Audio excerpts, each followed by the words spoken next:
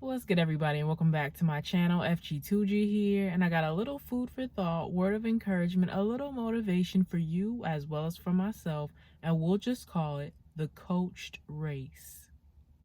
Have you ever seen the movie Overcomer with Priscilla Shirer in it? Okay, now if you haven't but you would like to, this is just to let you know there's probably a little bit of a spoiler alert in here, but it's still very much, a good idea for you to watch it because I'm gonna just tell a little bit.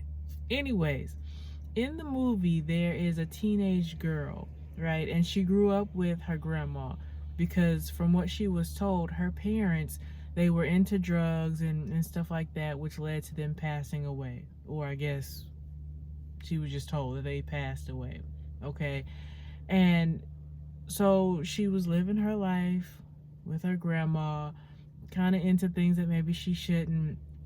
Kind of in a way, a troubled background. Everybody's trying to do the best that they can, kind of thing. But she was good at running. And so when she went to this new high school, they were trying to keep the cross country team going, the program going. They didn't want to cut everything, even though there was some type of budget cuts going on. And so the basketball coach, was put in charge of the cross country team. And he was supposed to be holding tryouts, and he did. But there was only one person that was there, and it was this teenage girl, right? And I mean, every runner counts. I think Priscilla said something like that. Every runner counts, and one runner counts, whatever. Nevertheless, there's the team, and that's all good. And so, as that got going, he learned that she had asthma, and he was like, oh, okay, so I'll go from a basketball coach, and I thought we had it in the bag, and I'm losing teammates, and now I'm trying to coach cross country. The girl is just a girl, and she got asthma. Okay, so what is I'm supposed to do with that? I don't know. But nevertheless, they got started. And this is a Christian school that they are going to. And so the coach, he was going to the hospitals one night with his pastor. And they were supposed to be visiting someone, but while he was waiting outside of the room, he was kind of trying to get out of the way of like a hospital bed, and he ended up stumbling into another patient's room. And he's like, "Oh, I'm sorry, my bad." But the patient was like, "Listen, I don't get too many visitors, if you don't mind to talk for a little while, that's cool." And so they chit-chatted a little bit, but coach was just trying to be nice because I accidentally stumbled in here. I didn't plan on being in here too long. All right, have a good one type of thing. He didn't say it like that, but you could tell he wasn't really planning on coming back. But while he was there, he learned that the patient, was a man who used to run cross country, and so that was kind of on the back of his mind, even though I don't think he was trying to come back. But when he realized that cross country was not necessarily his thing and he needed some help, he was like, you know what? I know just where to go.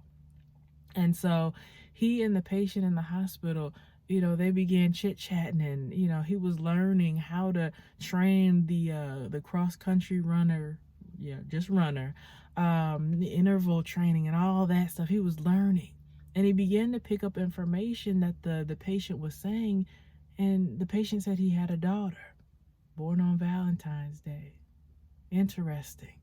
And all these things that began to describe the cross country runner that he had, the one girl on the team. And he's like,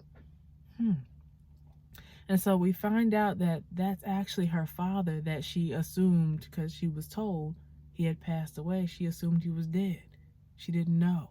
And they, the coach and his wife brought them together. That was the issue, kind of, sort of, a little bit, but nevertheless, they brought them together. And when the girl was doing the state championship run race or whatever, the beautiful thing is, even though her dad was in the hospital, he wasn't doing very well, but he was in good spirits. He was also blind due to his condition, but the coach and her father were able to put together this pre-recorded tape. And because the coach had gone the course and marked off, okay, here's the hills, here's the valleys, so on and so forth, so that he could tell the dad, okay, this is where she'd be at this given time. And he would tap his arm and be like, okay, now let her know the hill is coming. He didn't say all that, but whatever the conversation was, I don't know. But the dad was able to coach her through, and it's like, you're approaching the hill. I need you to attack the hill, so on and so forth, because he ran cross country. He knows. She get it from her daddy, I guess. You know what I'm saying? But who better to coach her than her own father, who knows what it's like to be a runner? And so as I was watching this, and well, I won't do that, spoiler alert. Moving on. But as I was watching the movie, it made me think about Moses as well. How at one point in time Pharaoh was like, when it comes to any sons that are born, kill the sons but keep the daughters. And the Hebrew midwives was like, no, you know what I'm saying? We fear God. We not doing all that. No. So the sons got to live. And then after a while, Pharaoh was like, well, throw the sons in the Nile, and things of that nature. And so when Moses' mom had him, she was able to hide him, I think, for 3 months until she couldn't hide him anymore. And so then she had to put him in a basket and she sent him up the river. But the thing is that Pharaoh's daughter, when she went to go take a bath with her, she was going to take a bath, but her attendants with her, they were all out there. And she noticed that there was I guess the basket, in the river. And when she looked to see, it was a baby and he was crying. And she felt sorry for him. Now, low key, high key, Moses' sister was, off to the side. I think it was Moses' sister. And she was like, you want me to go get one of the Hebrew women and nurse him? And Pharaoh's daughter was like, yes, please do. And so Moses' sister went to go get Moses' mama. And Moses' mom was able to nurse him until he got older. Who better to nurse him than his own mother? Even though she was, she had to send him up the river, he was able to come back to her. And, she nursed him until he was older. Wow. So Moses got to be nursed by his mom. Hannah, the girl in the movie, got to be coached by her own father, who had been there and done that, in his own cross-country career. Same thing in our lives. We are all on a journey, right? And sometimes our legs are burning. Sometimes, we get tired. It's a mental game. We want to quit or give up or just pass out over here. We is pooped. We is tired. It be a journey. But the thing is, we are on a coached race. All we have to do is stay connected to God. He's like our earbud in our ear. You know what I'm saying? He's in our hearts, in our spirit. He is everywhere.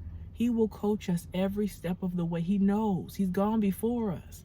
He knows the mountains and the valleys, the hills, the everything. He knows your endurance level. And like the song on the soundtrack says, making me a fighter, whatever. He's making you a fighter, a warrior. All right? So run your race. Stay the course. Because again, this is a coached race. You got this. Peace.